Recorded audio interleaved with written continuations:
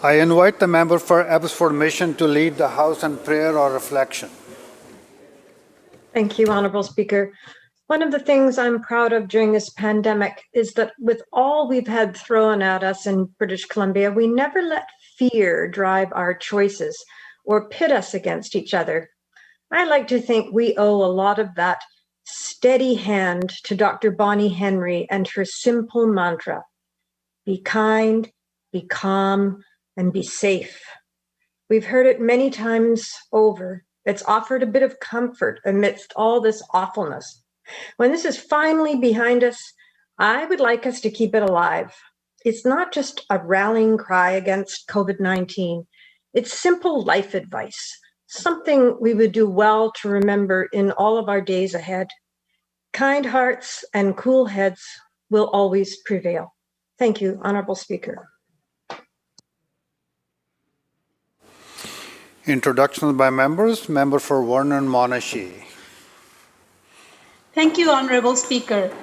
Today, my beautiful niece Avneet, who lives in Abbotsford, turned 12 years old. Avneet is so kind, lively, caring, and intelligent girl, and she's like a daughter to me. May I ask members of this House to join me to wish a very happy birthday to Avneet. And happy birthday, Avneet. Masi loves you so much.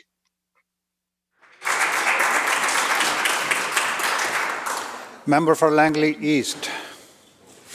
Honourable Speaker, thank you. It is Donald Craig and Dorothea Craig's 70th wedding anniversary.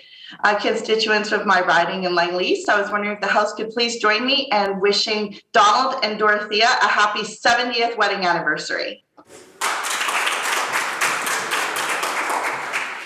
Vancouver, Kensington. Thank you very much, Honourable Speaker. I'm very pleased to introduce my friend from Vancouver, Kensington, Johan Pathmayogan. He's very active with the National Council of Canadian Tamils, and he'll be out with an event today at the Vancouver Art Gallery at noon, marking the 12th anniversary for Tamil Genocide Remembrance Day, and I just ask everybody to please give him a very warm greeting. Thank you very much. Madam Clerk. Introduction of bills. Statements by members. Member for Richmond North Centre. Thank you, Honourable Speaker. Today is International Museum Day, an exciting day to note the importance and contribution of small, local and large museums in British Columbia. Museums play such an important role in showcasing our history and culture and providing fun and interesting education to all. Here in British Columbia, we have a wealth of history showcased in museum province-wide. Museums dedicated to First Nations languages and cultures, our province's complex biodiversity, the storied history of gold rushes. Art galleries filled with beautiful artistry and local municipal museums telling the tale of cities across BC. There is the Royal BC Museum, a proud institution which showcases the depth of our past, the diversity of Indigenous language and First Nations people, the early industry and the settling of the land now known as BC. Barkerville is an iconic landmark in British Columbia's north. It is an excellent sample of the trails of the gold rush, a notable chapter in the province's history. The heritage town has welcomed hundreds of thousands of visitors for generations, inspiring and educating. On International Museum Day, I ask all the members of this House and those listening at home to support their local museums and archives, especially since COVID-19 has had a tremendous impact on these important institutions. Tourists and locals alike have been unable to access the educational opportunities provided by museums, and these important revenues have been dramatically reduced. Museums have been hit hard, and we must all do our part in ensuring that these vital museums survive and that they are ready to invite and educate once more when we return to normal. Thank you. Member for Parksville Qualicum. Thank you, Honourable Speaker. Every year around this time, volunteers all over Vancouver Island come together, loppers in hand, on a crusade to protect our natural environment. Rain or shine, along busy roadsides and abandoned clearings, they cut broom and bloom to make way for native species and natural revegetation. In 1849, Walter Calhoun Grant, the first Western landowner on Vancouver Island, purchased 100 acres of land in what is now known as Sauk Harbor. That spring, Grant left Scotland by ship via Panama, and upon his arrival at Clover Point here in Victoria, he shot what he believed to be a wild buffalo. To the consternation of locals who recently lost their cow, this was the first of his several miscalculations. Another notable error was Grant introduced Scotch Broom to his farm in memory of his homeland. This plant is incredible. Broom is drought tolerant. With the help of rhizobium bacteria, it fixes its own nitrogen in the soil. It thrives in poor soil, lowering the pH and depleting it of phosphorus, which dramatically impacts the ability of native species to recolonize. One plant can produce 18,000 seeds, which can last for up to 30 years in the soil, and it spreads quickly. This month of May is Invasive Species Action Month, and in my hometown, Broombusters is taking action. Volunteers have taken up the challenge to rid our natural environment of this scourge and are having fun in the process. The trick to cut broom is to cut it in bloom just below the soil level, killing the plants and preventing the further spread of seeds.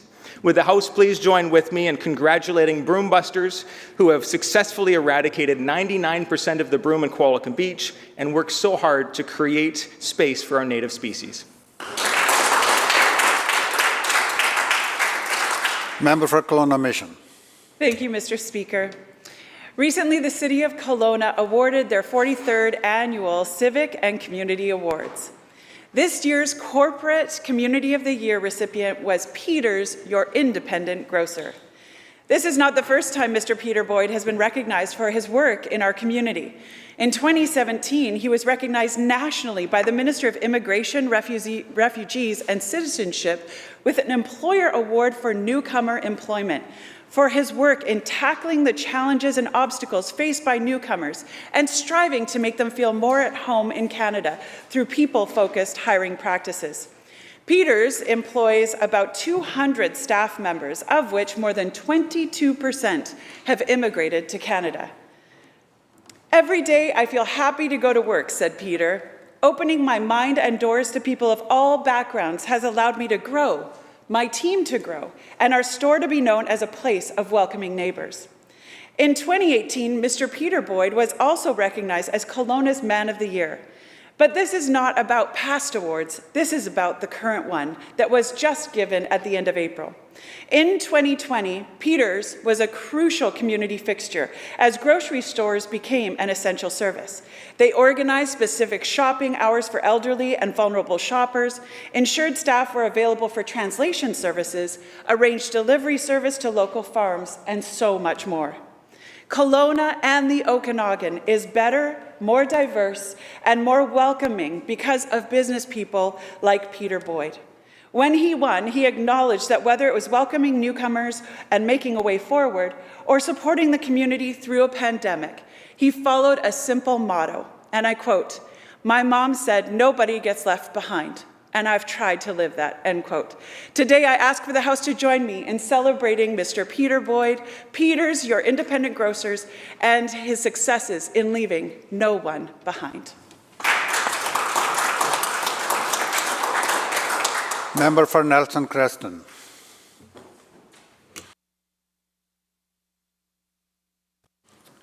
Member for Nelson Creston.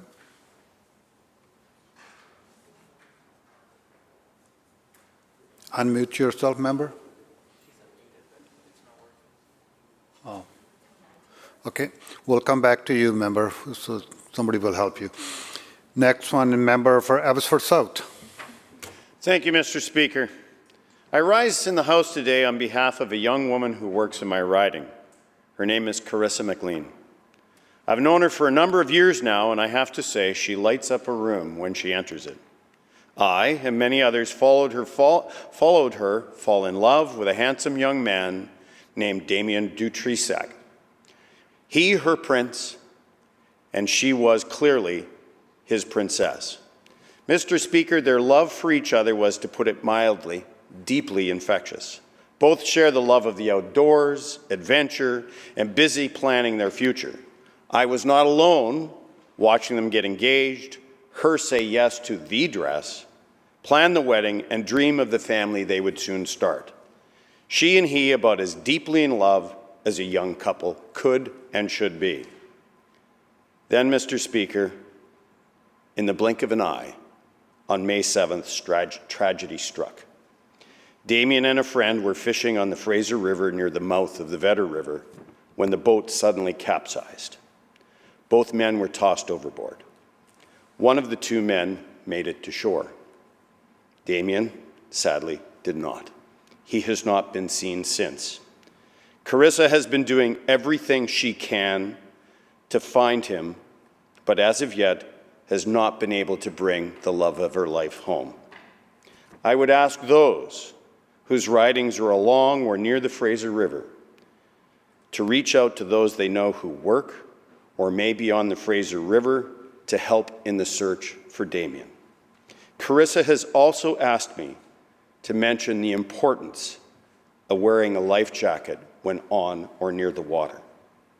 Mr. Speaker, let us join today to take a moment to reflect, to pray, to do whatever we can to aid to find Damien and return him to his family and the love of his life.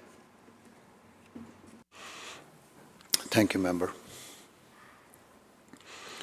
Richmond, Queensborough.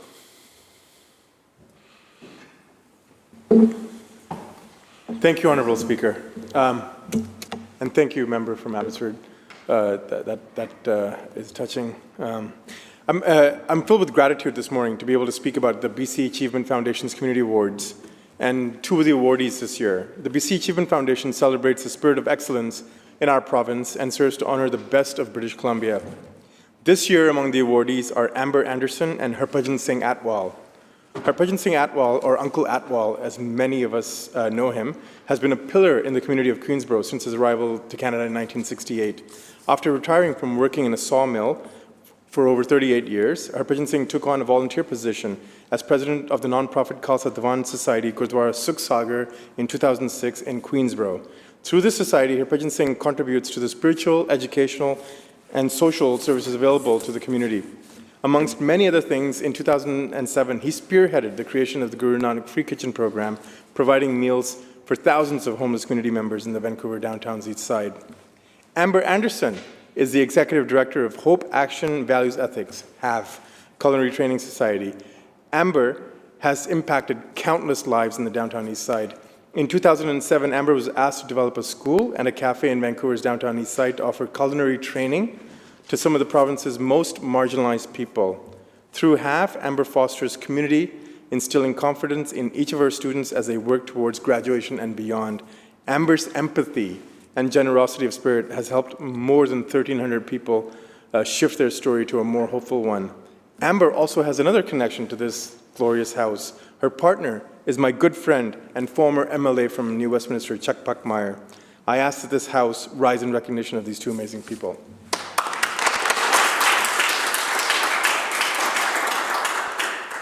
Member for Nelson Creston. Thank you, Speaker. Can you hear me? Yes, we can. Thank you. Okay, great. Thank you. Yesterday was International Day Against Homophobia, Transphobia, and Biphobia. Today, I'm thinking of a friend who came to Canada as a refugee because his home country has draconian laws against homosexuality. Today, I'm also thinking of my second cousin who is transgendered. And I'm thinking of all my friends, colleagues, and community members that are a part of the LGBTQ2S+ community. When you look up the term phobia in the definition is extreme or irrational fear of or an aversion to something. How can people have a fear of someone who just wants to be themselves or just wants to love who they love? We have come a long way on this journey from tolerance to acceptance to embracing LGBTQ2S+ and non-binary people, but we still have further to go. I want to read a quote from Dan Levy, the creator of Schitt's Creek, and I quote, "In Schitt's Creek, we are writing a world that examines the transformational effects of love when the threat of hate and intolerance have been removed from the equation. While that's not a reality for many, our goal is to shine a light out there and ask, what if it was? Wouldn't we all be happier if we were able to love out loud?" End quote. I would like to expand on those thoughts and say, wouldn't we be happier if we were able to be embraced for being ourselves and able to love out loud? I think it's extremely important that we must stand in solidarity and embrace our LGBTQ2S+ brothers and sisters. Everyone deserves to be themselves and to be free to who they love. Let the light shine. I also want to remind all of my constituents that my office is a safe space where everyone is welcome. Thank you, Speaker.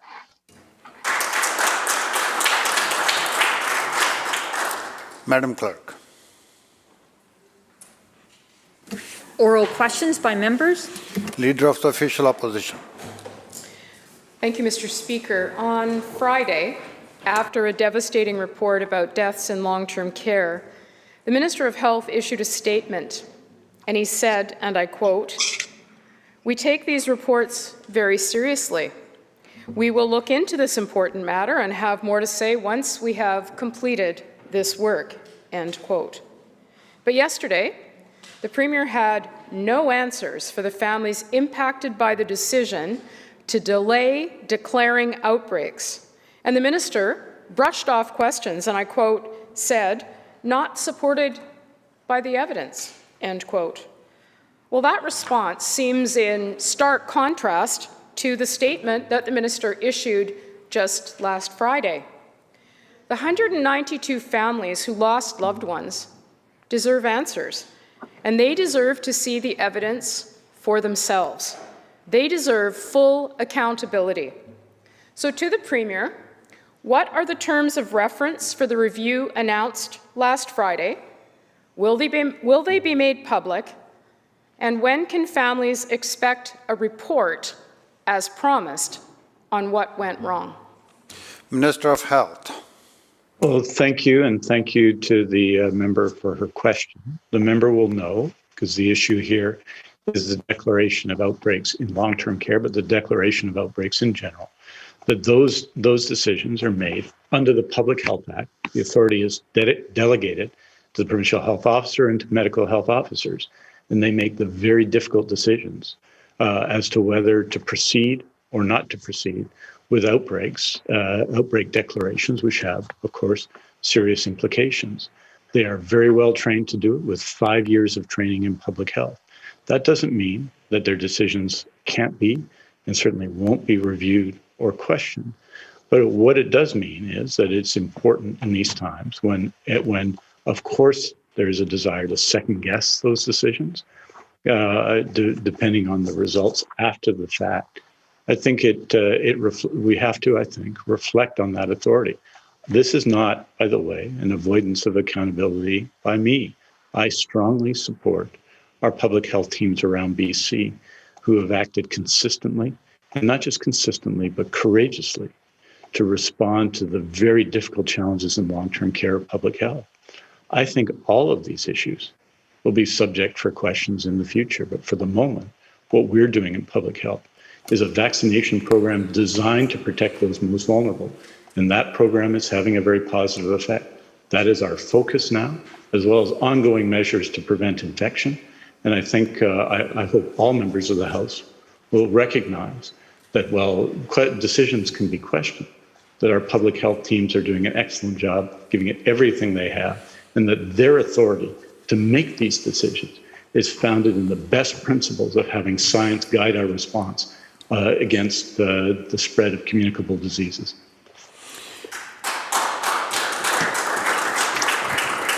Leader of the Official Opposition, supplemental question. Well, while I appreciate the lengthy answer from the Minister, that's not at all what I asked him. On Friday, This minister went out of his way to issue a statement in response to what was a serious concern expressed about the deaths of 192 people in long-term care after a specific policy decision was made.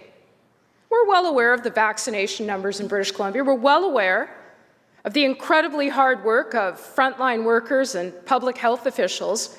This is about a specific policy decision that was made. And on Friday, the minister seemed pretty willing to step up and talk about doing a review. So today, the answer missed the mark. What's changed since Friday?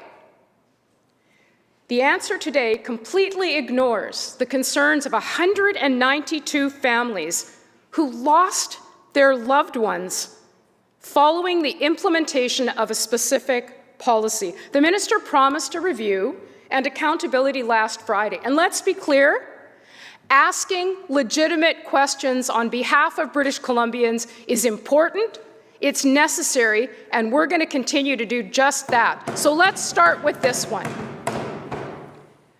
The Premier needs to stand up, and he needs to explain what his government knew about the policy, when he knew it, and this minister needs to outline for 192 families and British Columbians exactly what the review will entail and when they can expect answers. That's the least this minister can do today. Minister of Health.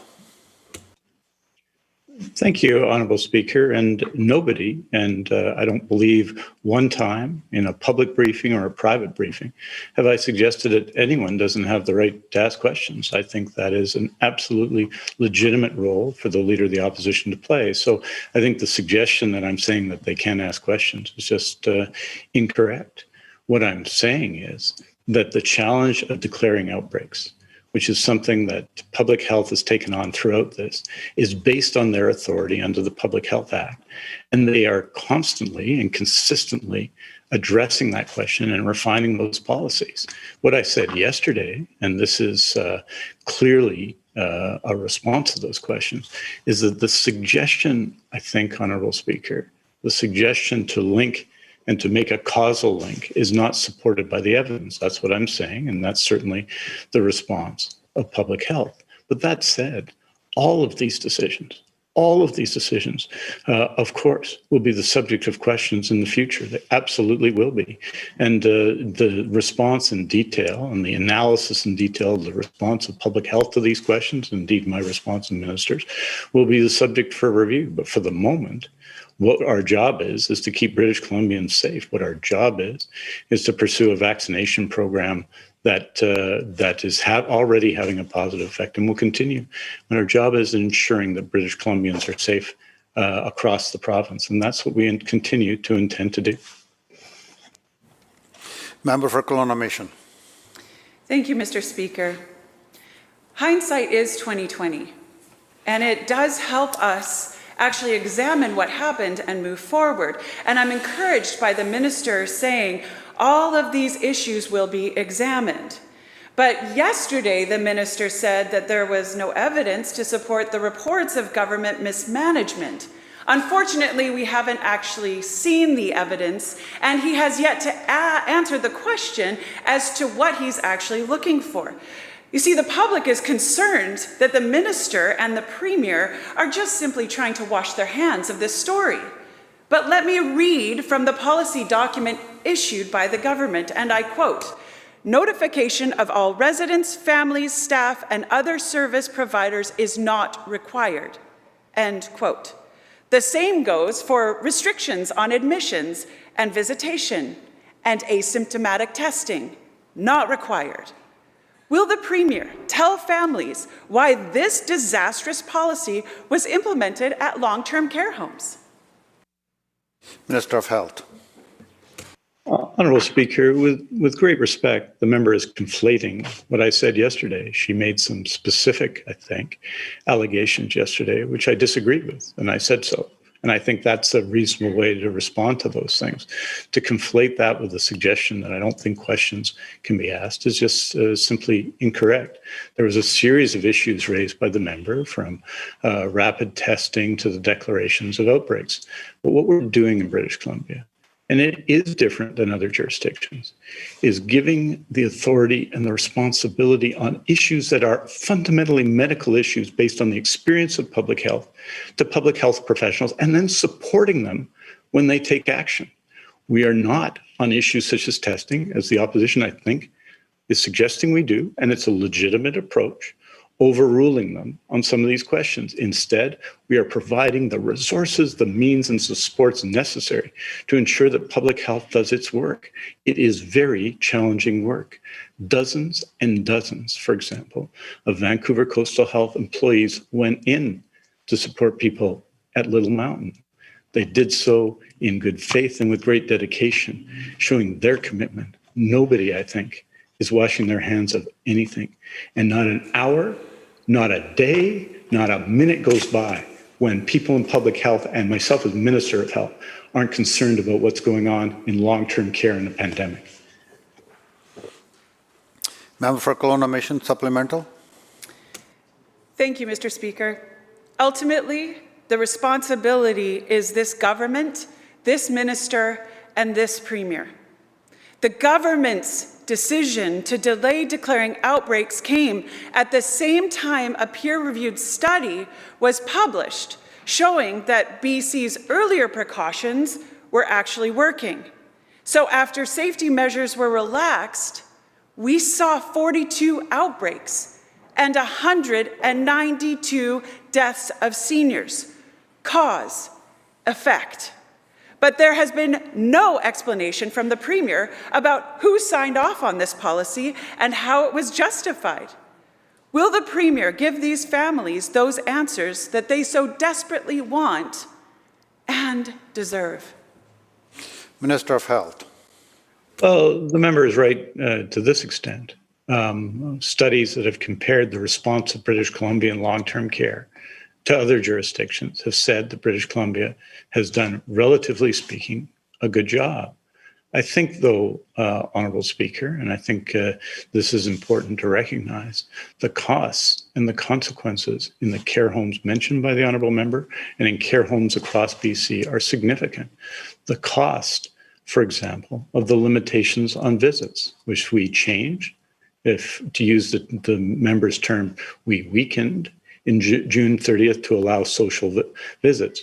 We again changed in the terms of the Honourable Member, weakened in March of 2021 to further allow visits in long-term care. This was not, however, in my view, a weakening of those provisions. Instead, this was a response by public health and by the government to ensure that people were allowed to understand the consequences of the measures in long-term care and to ensure that people, to the maximum possible extent, were allowed social visits, which have extraordinary positive effect. So all of these decisions, whether those are the right decisions or not, will be the subject of discussion. But we are in the middle of a pandemic, and our goal right now, I think, is to keep people safe, to get people vaccinated, and to continue to do the work that public health needs to do with the support of this legislature and of the government to the maximum degree deal with a pandemic that has, of course, harmed people around the world. Member for Saanich North and Islands. Thank you, Mr. Speaker.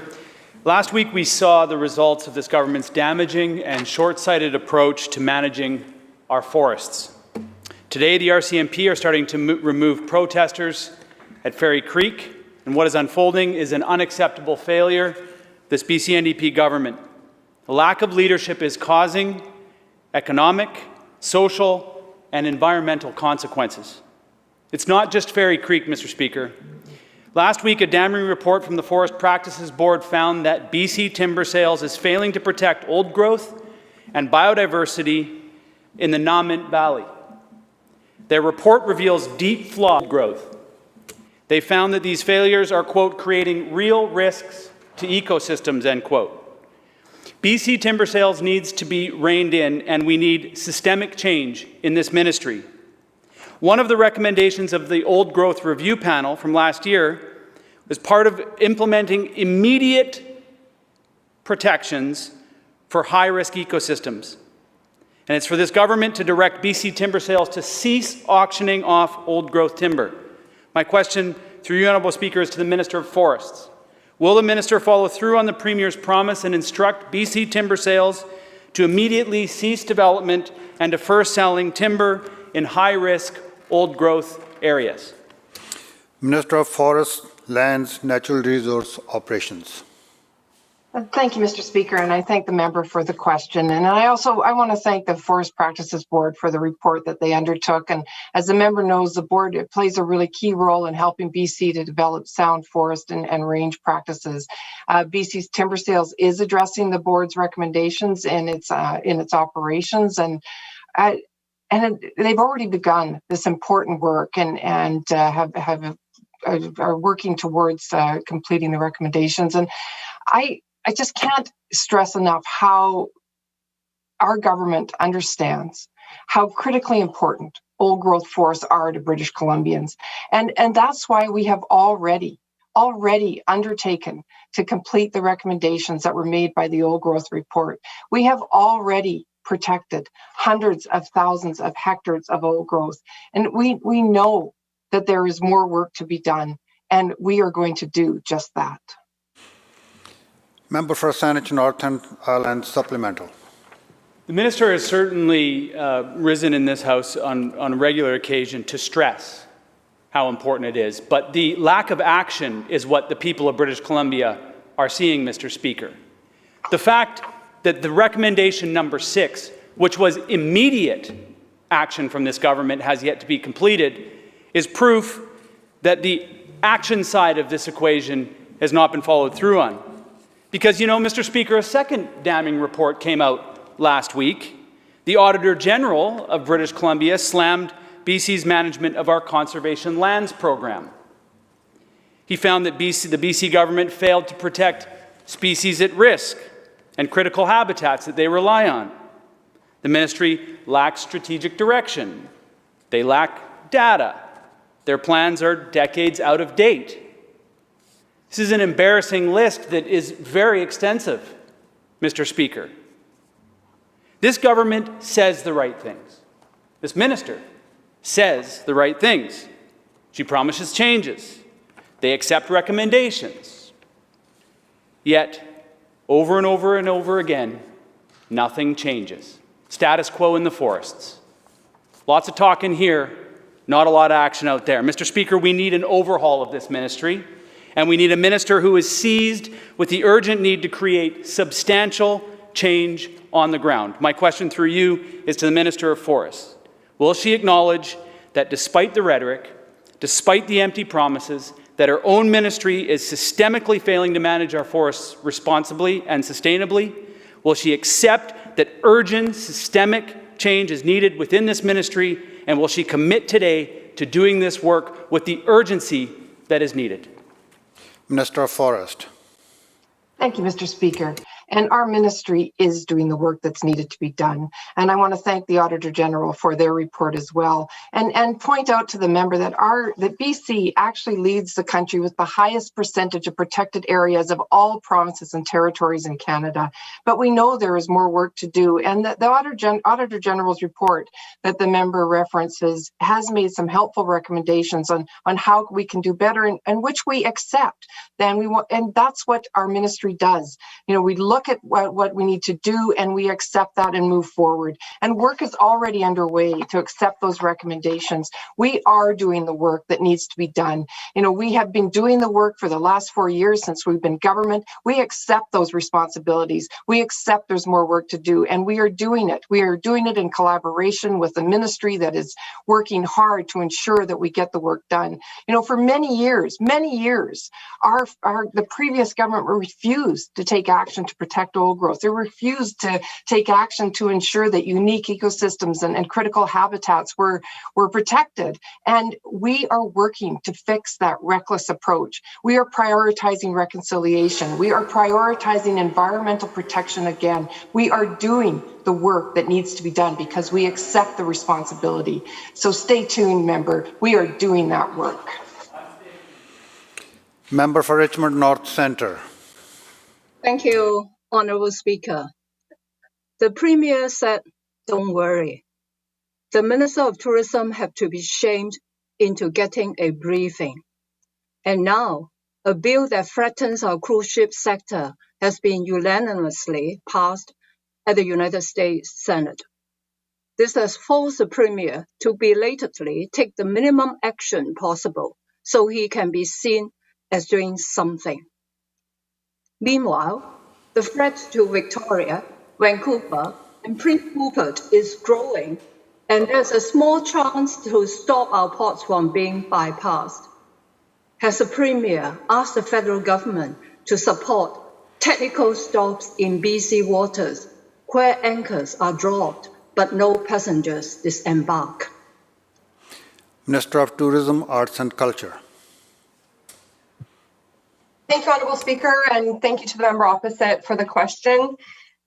This is a bill that has come forward from the Alaskan government. We're actively in discussion with our federal counterparts. I mean, the most important thing I want to emphasize, Honourable Speaker, is how valuable the cruise ship industry is to our tourism ecosystem. All hands are on deck. Minister of Transportation and Infrastructure is working with his colleague in the federal government. I've had active conversations with Minister Jolie. The Premier is meeting with the Alaskan senators in the coming days. And, you know, I just want to make it really clear for members at home that the proposed bill is a temporary measure. And I have to call out the opposition for trying to drive home this narrative that this is going to be a permanent measure when it's proposed to be temporary.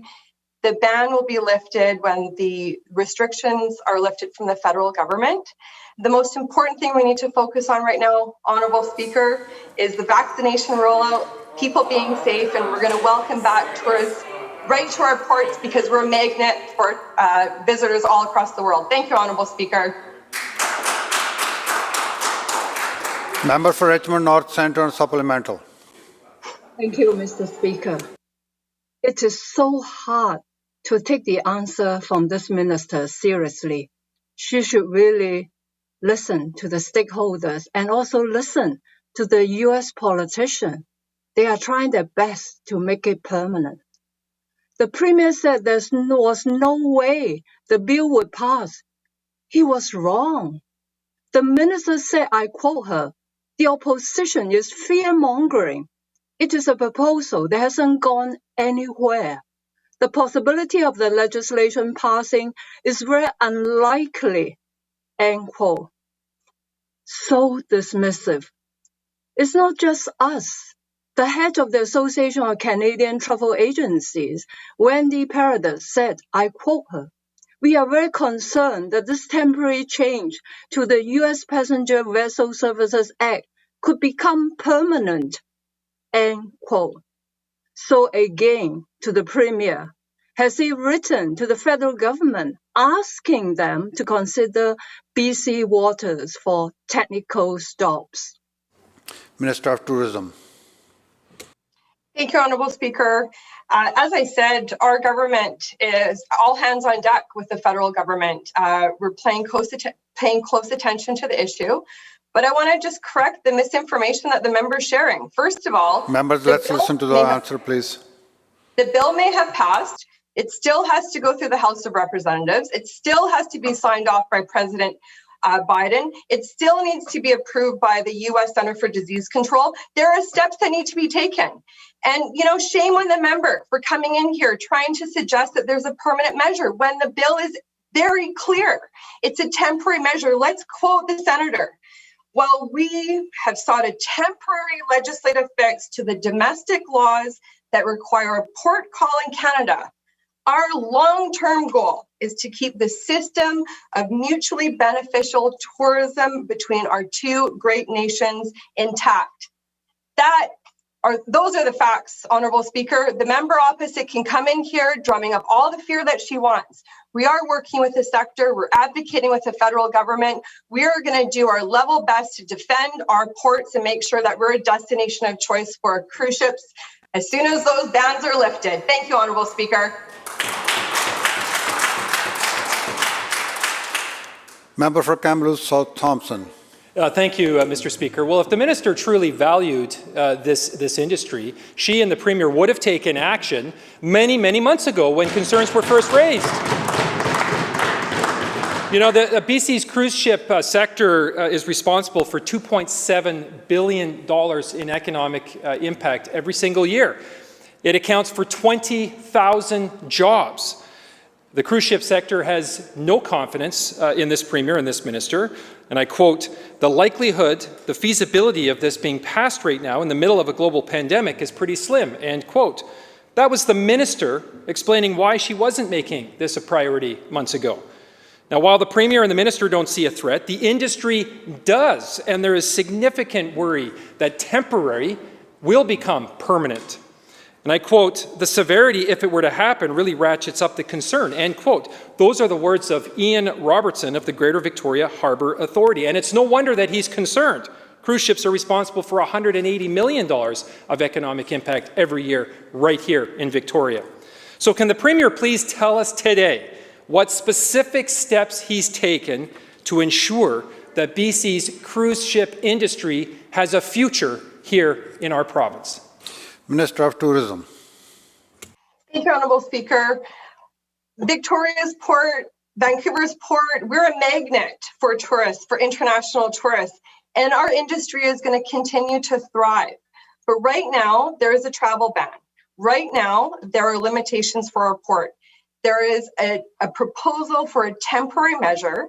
The official opposition are coming in here acting as though somehow they have a looking glass into the future, drumming up fear that there's a permanent measure when the bill is unequivocal. It's a temporary measure.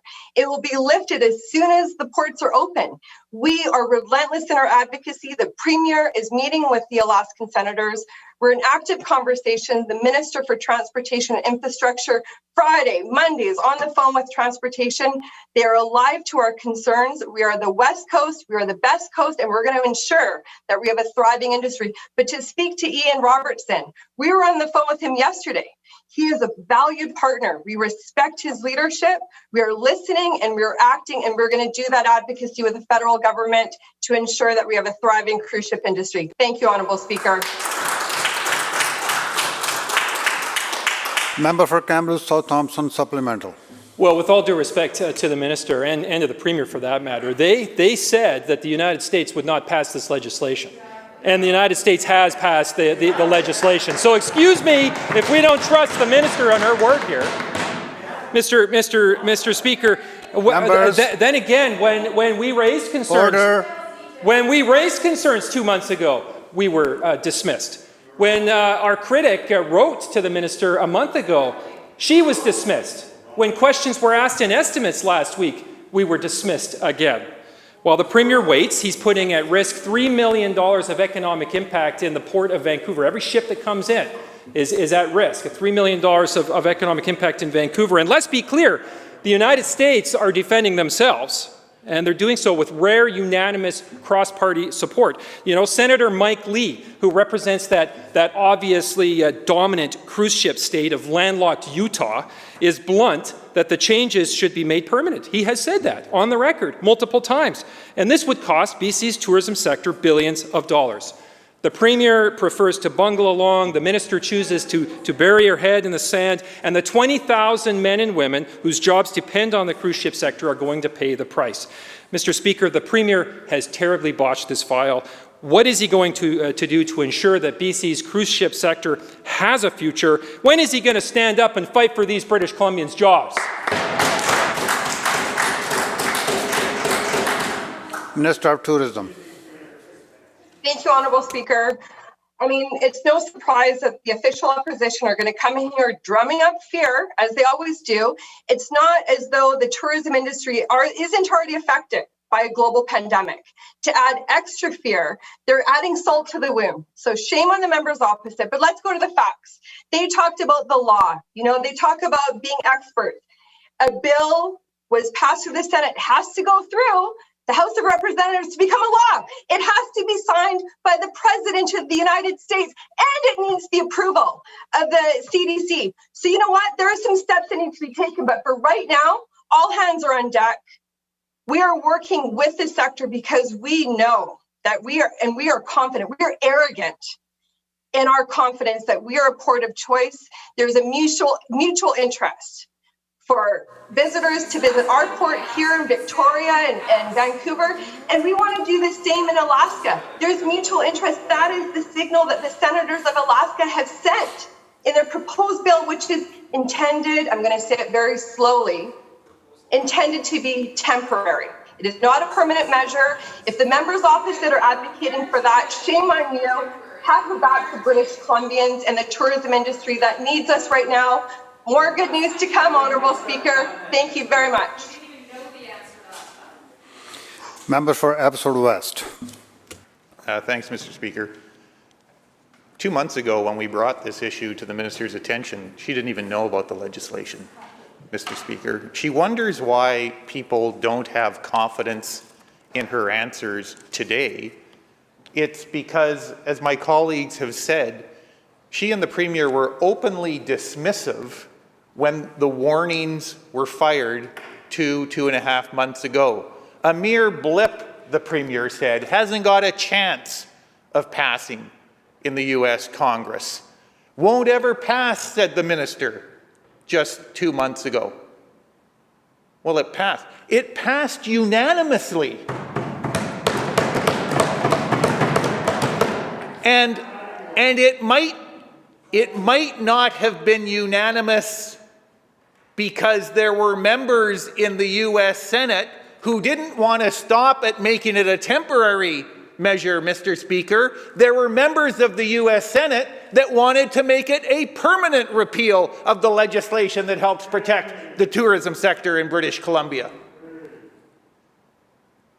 And the minister pretends all will be well. And now, as the bill shifts to the House of Representatives, I don't know if the minister is reading the Hansard, or if she is, or if she is. No props, member. No props. Or if she is, she's missing the parts where members of the U.S. Congress are now aggressively advocating to make this a permanent repeal of the legislation. But, Mr. Speaker, there is a solution. And if the minister wants to demonstrate that she actually cares about those tens of thousands of workers, about the impact of the cruise ship sector on tourism, she will stand up in the House today and indicate that she is and the government are supportive and will advocate for the solution that has been offered, that they will ensure that everyone is aware that British Columbia supports a technical stop that will preclude the need for any of these legislative changes in the U.S. Congress, and that the protection of British Columbia workers will be paramount. Will she do that? Stand in the House today and support technical stops for these cruise ships.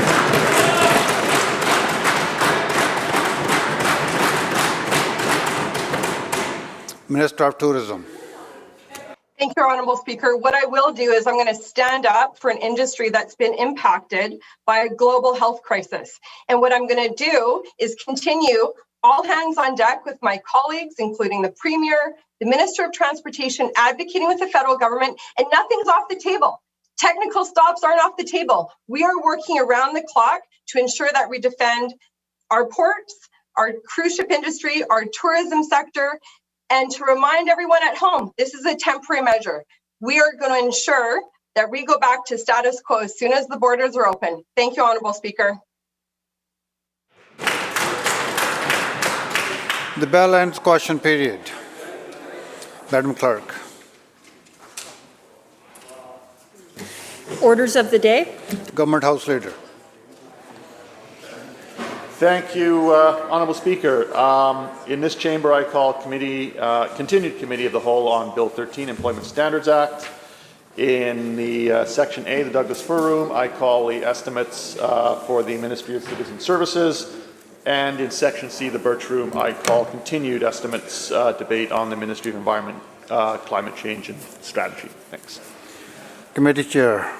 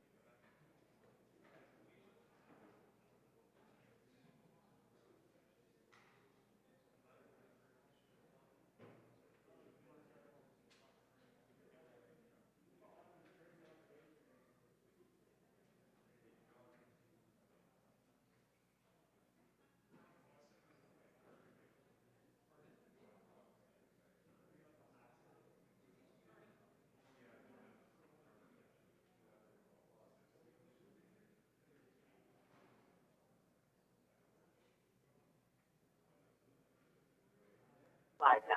Sure. How do we say it? You could.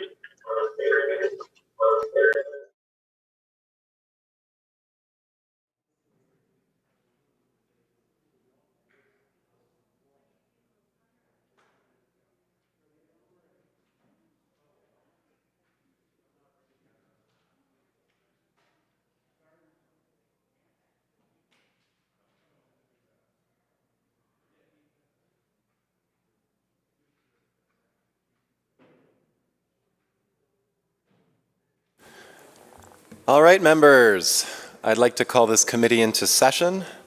We are here to discuss Bill 13, the Employment Standards Amendment Act number 2, 2021. To remind members, last night, Clause 2, there was a proposed amendment that'll be voted on later tonight. So we are now going to resume discussion, questions, etc. on Clause 3, because Clause 2 is being dealt with later. So we'll talk about Clause 3 and onward from there.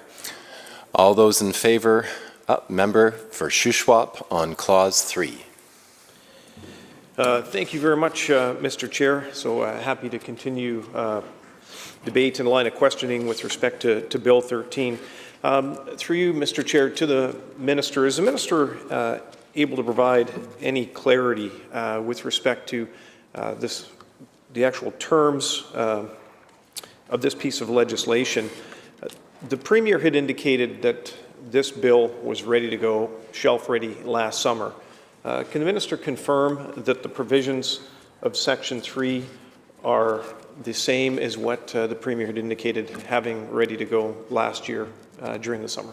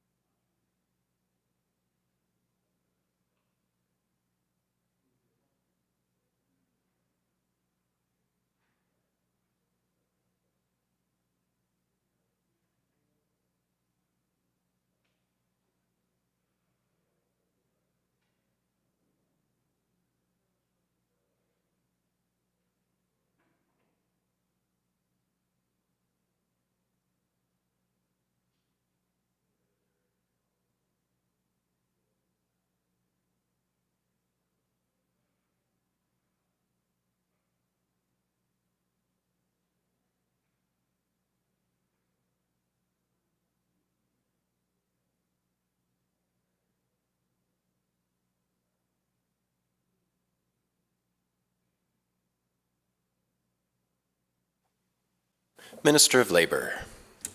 Thank you, Honourable Chair. Thank you to start this very important debate on this important bill again today. The third day, I think what I'd like to say in response to the member is that all along, ever since the pandemic hit us, our focus was to make sure that our population is healthy, workplaces are safe, and the workers at workplaces are safe, and their health and safety is protected. That was the intent then, and that is the intent now in this piece of legislation. Again, what this bill does, allow workers to stay home when they're sick so that they are protected themselves, their families are protected, at the same time that the workplaces are safe because they're not going to work sick and transmit the virus at workplaces and putting that operation in danger of shutting down. That is the intent in this bill, in this particular section of the bill, and that was the intent when the Premier spoke earlier. Member. Thank you very much, Mr. Chair. Through you to the Minister, can the Minister explain or share with this House if WorkSafe BC will be responsible for any of the administrative costs with respect to providing the reimbursement to employers?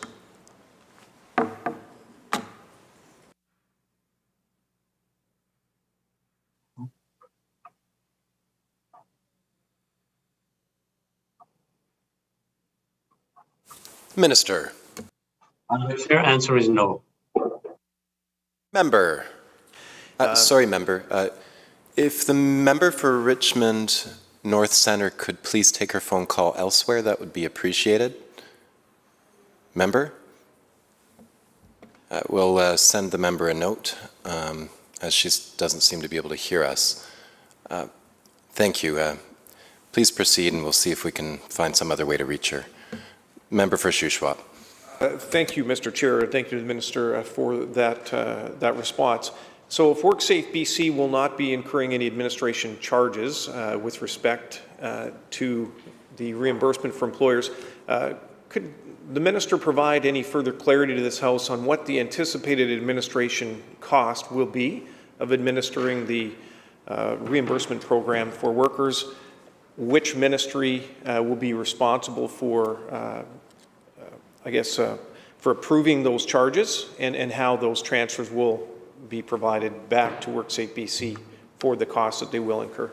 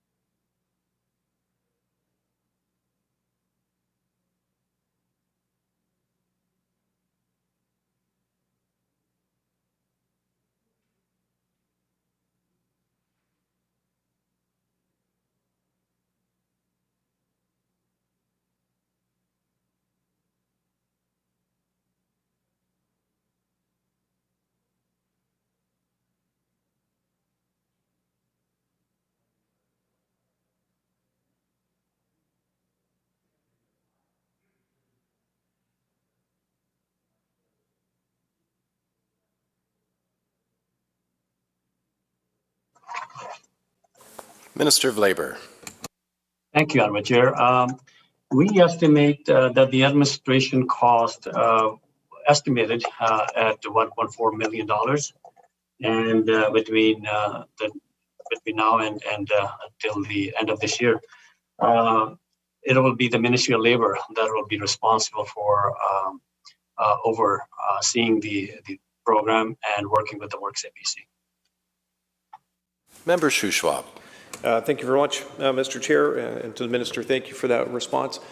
So the Ministry of Labor will be providing the funding to offset the administrative cost overseen by WorkSafe BC in administering this program. Can the Minister share with this House which ministry the budget for the $320 million cost of the program, which ministry will actually provide the funding required for the reimbursement?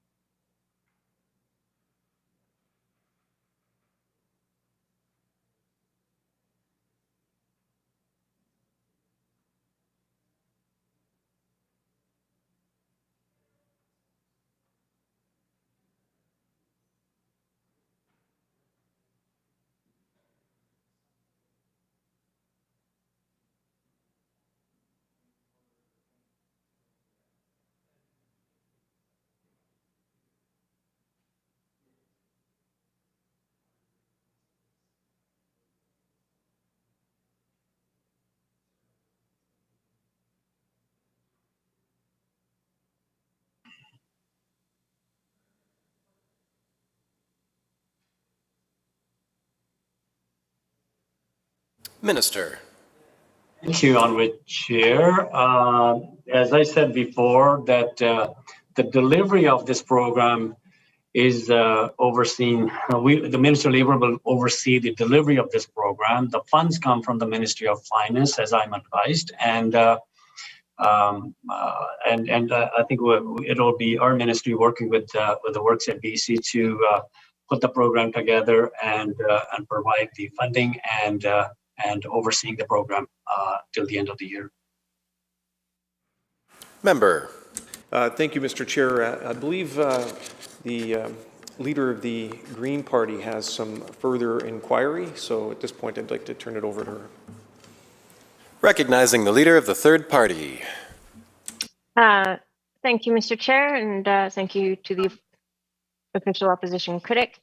My first question on this section for the Minister is just, can he describe exactly how this sick leave will bridge the federal benefit? Can he just lay that out for us?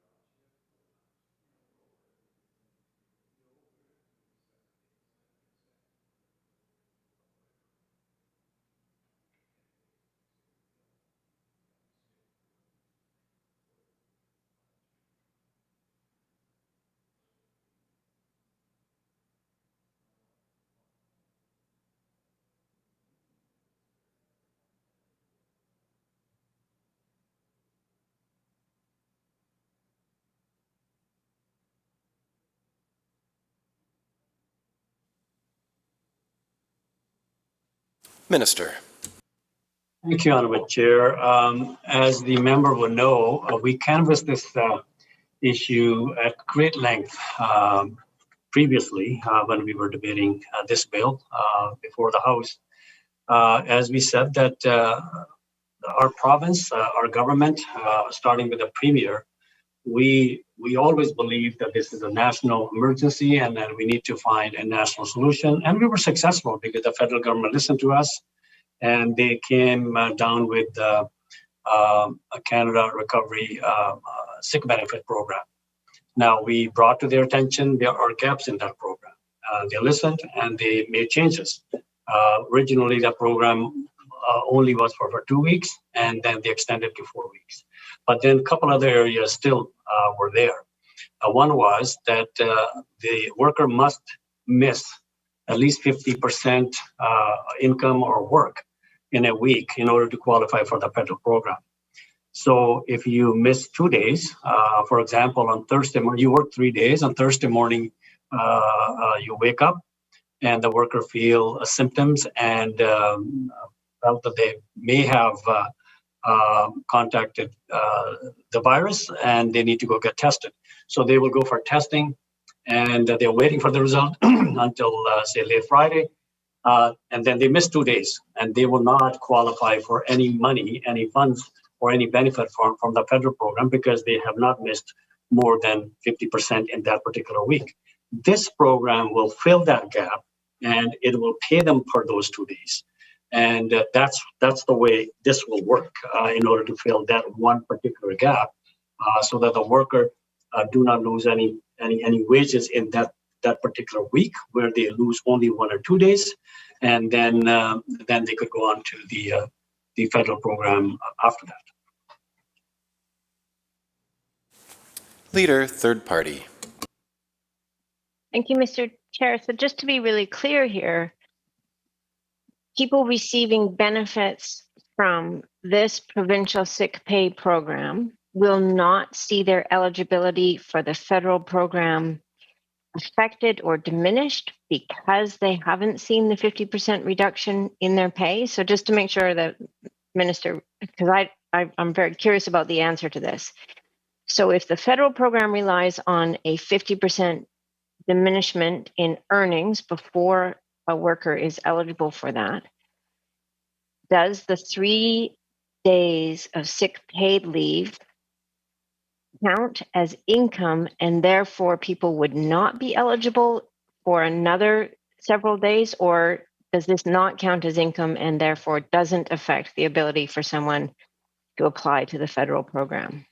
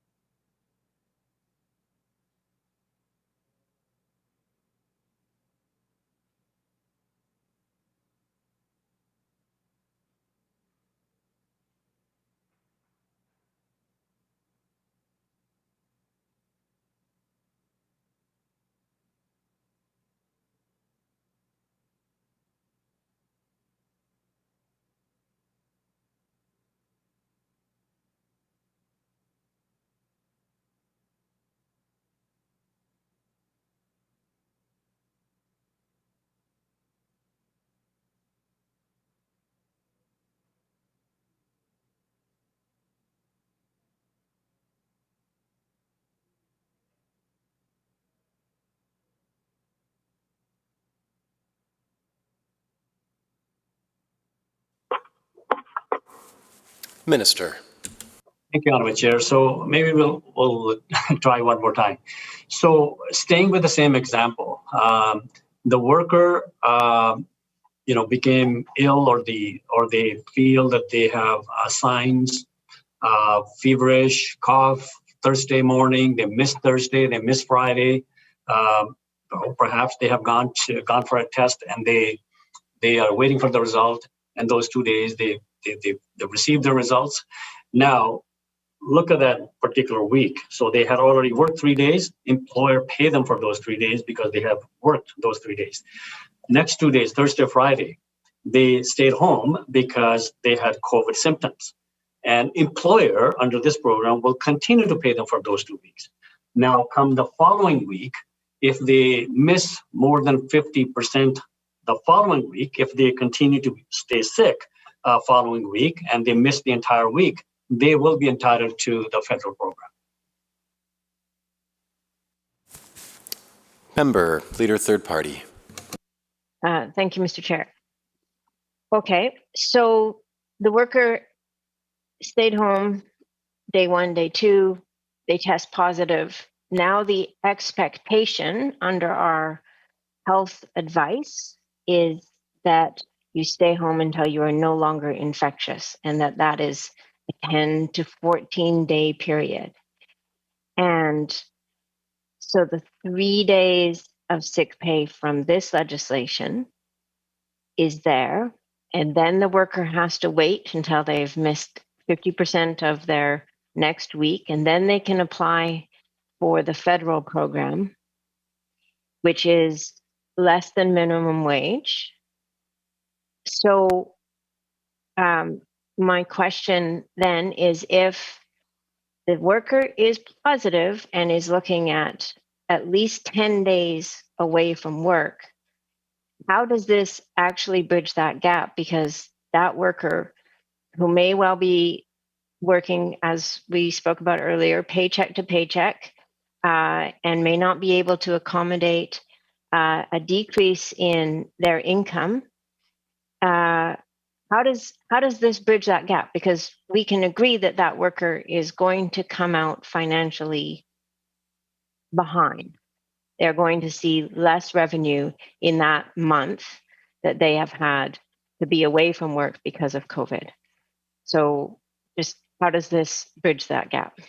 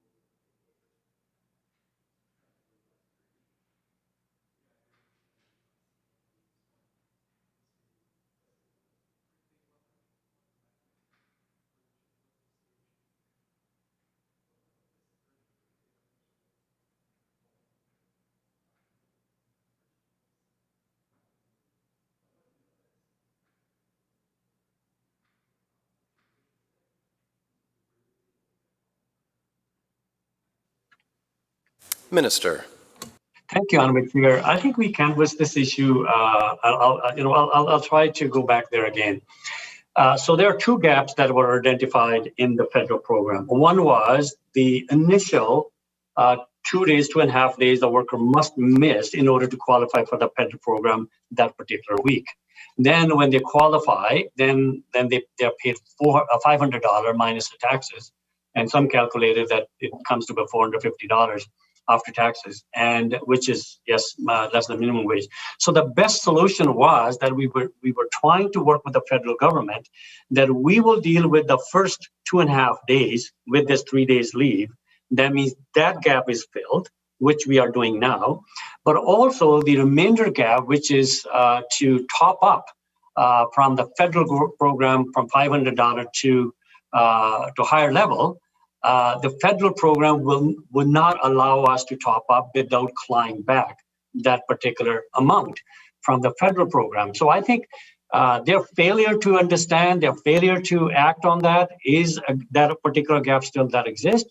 But the first gap that was in order to get there, the first 2.5 days is the one that we're trying to fix here with this particular section of the bill. Leader, third party.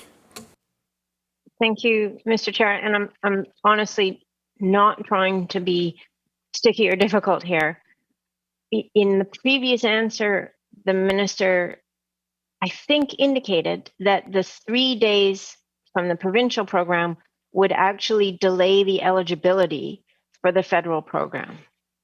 I just want to make sure that I'm totally understanding that clearly. Does that mean that a person would have 3 days covered by this provincial legislation and then have to wait 2.5 more days before being eligible for the federal program? Or does this not delay that eligibility? I'm just really trying to get clarity on this.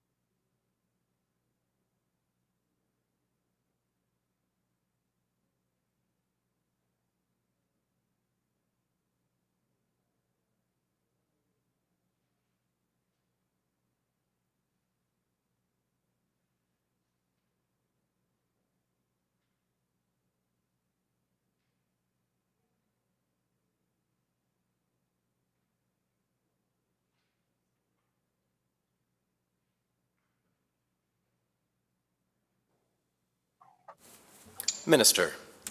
Thank you, Honourable Chair. The understanding that we have how the federal program works, that you must lose 50% of work in that week for you to qualify.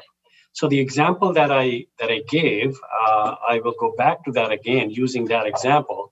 You work Monday, Tuesday, Wednesday, and then Thursday morning you feel ill and you stay home, go for a test, and Friday you got your results. If it comes negative, positive, that requires you to take the next week off, you would be entitled to the following week benefits. Yes, technically speaking, I'm not expert on the federal program, that in that particular, the following week, you must miss 2.5 days of work, which means that you can apply on Wednesday in order to qualify. That remained, that always was the case, and that will be the case this time as well. Leader, third party. So thank you to the minister for clarifying that. I think I'm there. It would then mean that under the federal program, the provincial payment counts as income. That's correct?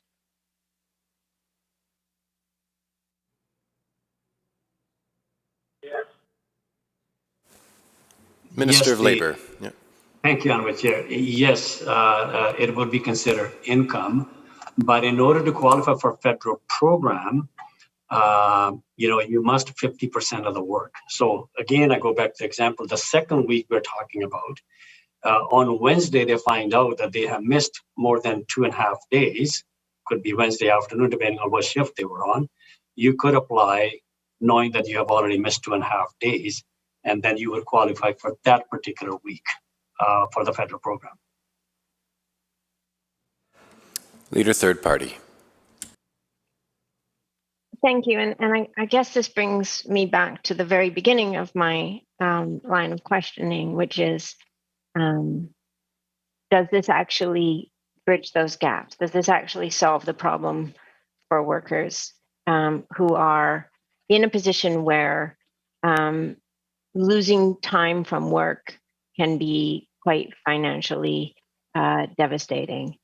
So to that end, I have brought an amendment. It's in my name with the clerks, and I will move that amendment and give time for that to be distributed, and then I will speak to that amendment once that is done. Sorry, honourable member, I believe you're moving an amendment. Is that correct? I am moving amendment. Yes, Mr. Chair. Thank you. I will ensure. I'll ask the clerk if the clerks have the amendment, and maybe we'll take a 5-minute recess to ensure that the amendment can be distributed to all and sundry. So this House is in recess for 5 minutes. Thank you. Thank you.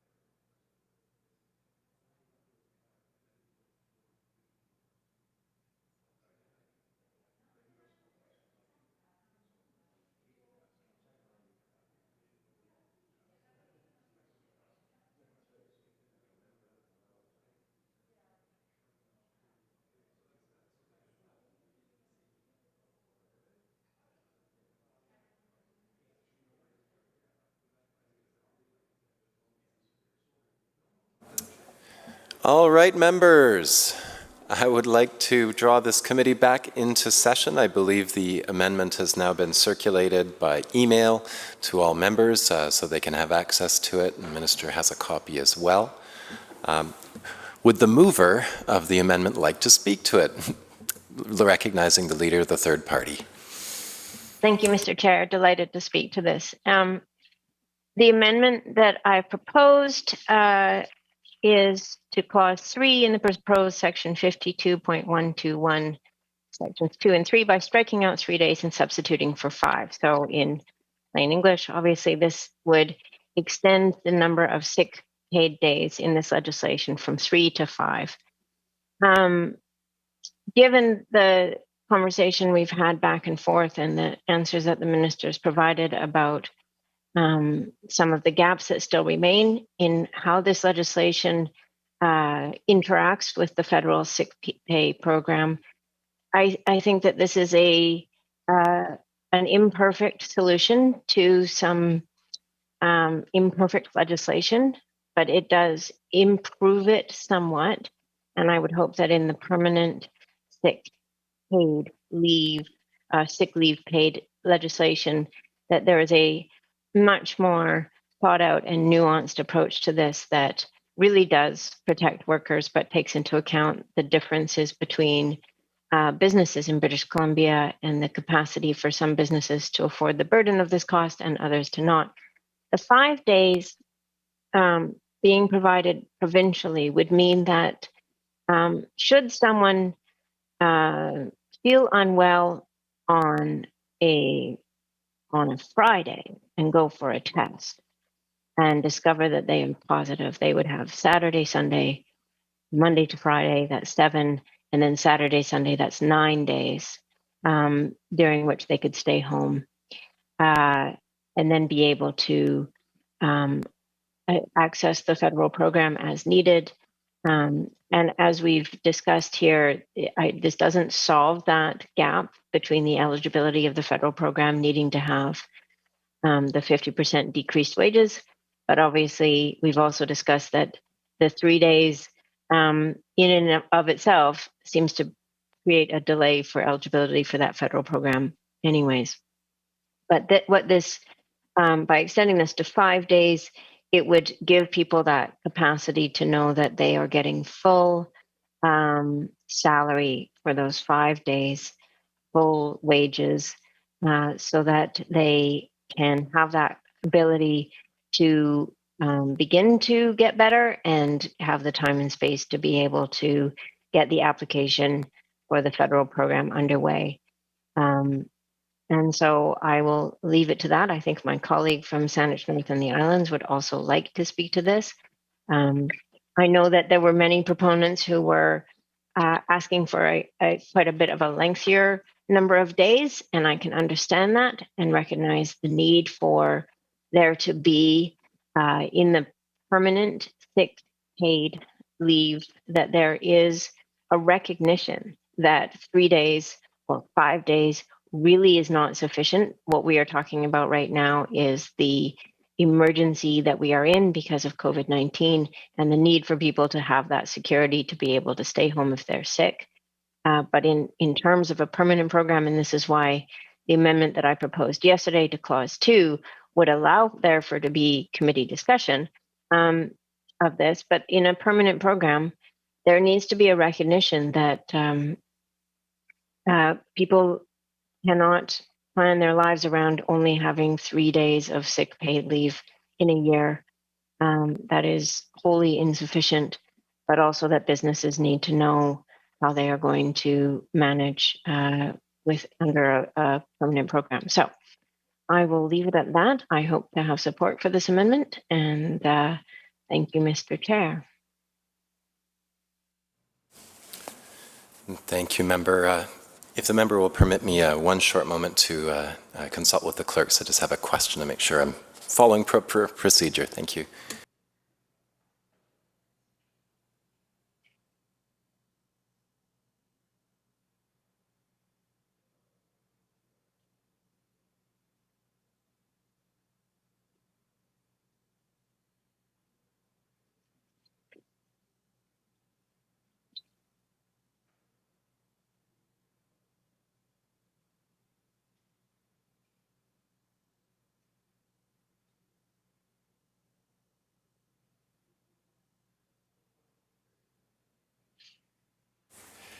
Thank you. We'll continue now.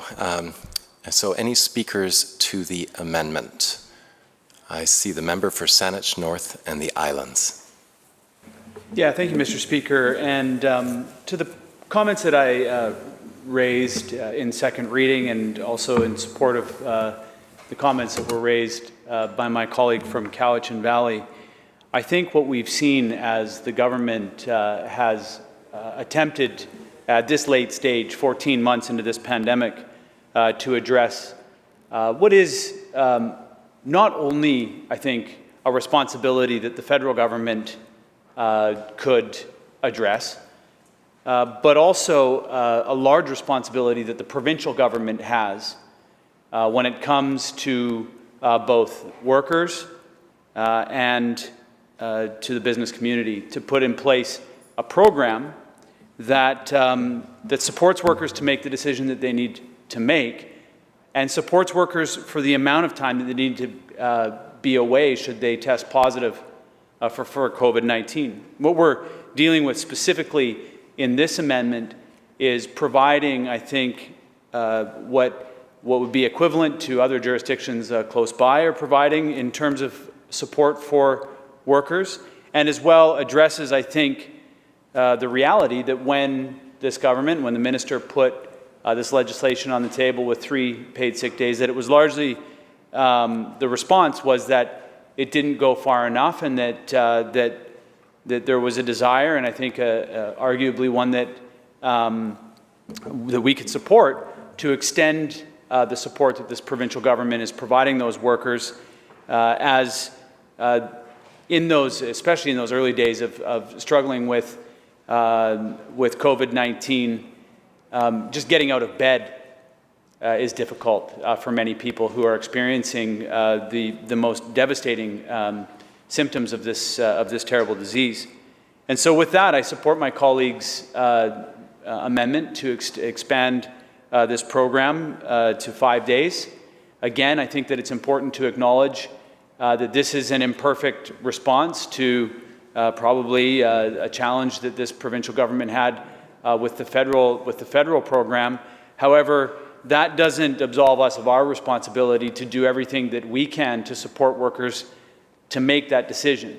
We've known for months that we needed a program, and we're now here at this stage, 14 months into this pandemic, with a program, and I think that what my colleague is offering is a good solution to increasing the amount of support that a worker will get when they make the decision to stay home. Thank you.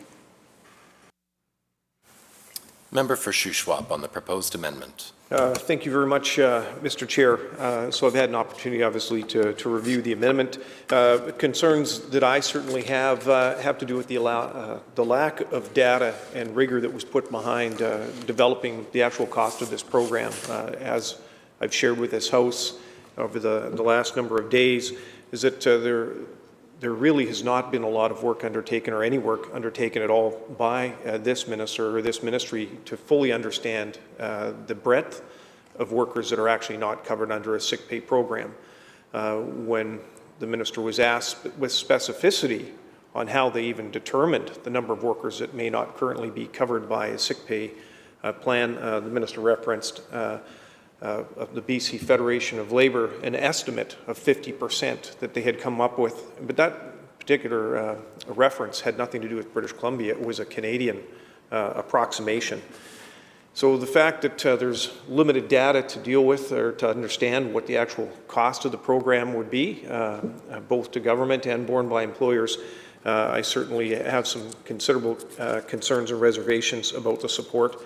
And I believe the minister may also have some further comment about the applicability of this particular amendment that's brought forward today. Thank you. Seeing no further, Minister of Labour. Thank you, Honourable Chair. And I want to thank the member. I think she has good intentions, and I do not question her motive behind it. But I certainly have to speak against the amendment because it is not going to be practical if we are going to work with a federal program. And I have used examples before that if the worker work 3 days, Monday, Tuesday, Wednesday, and take Thursday, Friday off. And then if this amendment was to pass, then they are entitled to another 3 days. And you go into the next week and they take those 3 days employer paid, which means that they will not be entitled to the federal program for the second week, under that scenario. And then they will be waiting for the third week in order to apply to see if they have lost more than 50% of work. So I think practically speaking, it's not going to work either. And I would ask the House, the chair, to need a ruling on this, because this will certainly add to the cost to the government. We are talking about in the bill 3 days paid sick days, and which will be reimbursed to the employers up to maximum $200 per day. And if you add 5 days, that's certainly add to the cost to the Treasury and to the government. And my request to the chair is whether this is out of order. Thank you, Minister. I've been reviewing our trusty parliamentary practice in British Columbia, and based on my review, I do believe that this proposed amendment does create an impost for the government, would affect Crown revenues, and thus I must rule that the proposed amendment is not in order. Thank you. So we are now back to Clause 3. Further questions on Clause 3? Seeing no further questions, shall Clause 3 pass? All those in favor?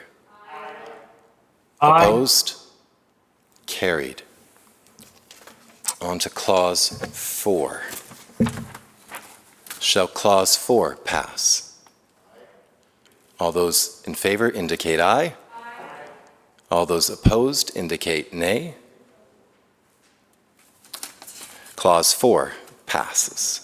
Shall Clause 5 pass? All those in favor? Aye. All those opposed? Clause 5 passes. And we will, I guess I've got Clause 6. I'm just going to ask for some guidance. Okay, we'll do Clause 6, and then of course there's the title and the proposed amendment on Clause 2, which we will deal with later on today. So shall Clause 6 pass? Aye. Those in opposition? So ordered. Clause 6 passes.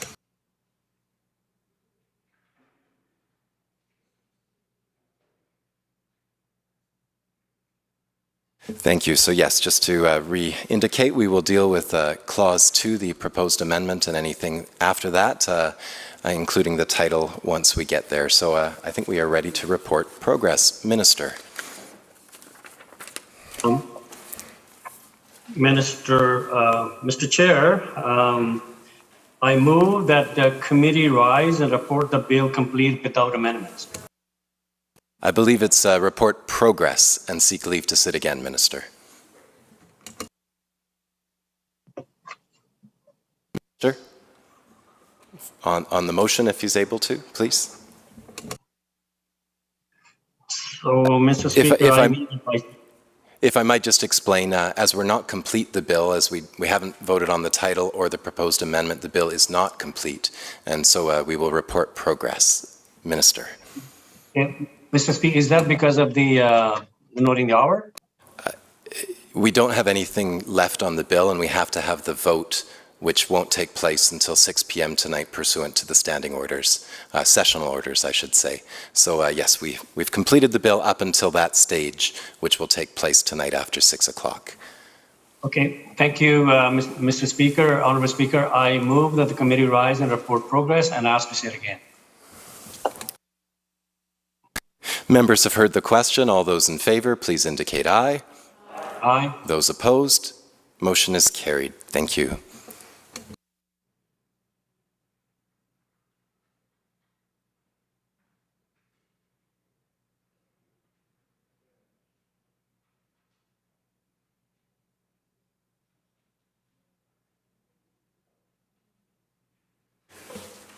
Committee Chair.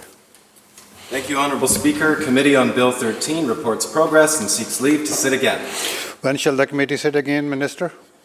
Sitting. So ordered. Committee Chair. Mr. Speaker, the Committee of Supply Section A reports progress on estimates of the Ministry of Citizen Services and asks to leave them to sit again. When shall the committee sit again, Minister? At the next sitting. So ordered. Committee Chair. Honourable Speaker, Committee of Supply Section C reports progress on the estimates of the Ministry of Environment and Climate Change and Strategy and asks leave to sit again. When shall the committee sit again, Minister? At the next sitting. So ordered. Acting Government House Leader. I move that the House do now adjourn. Members, you heard the motion. All those in favor indicate aye. Those who oppose, motion carried. This House stands adjourned until 1:30 p.m.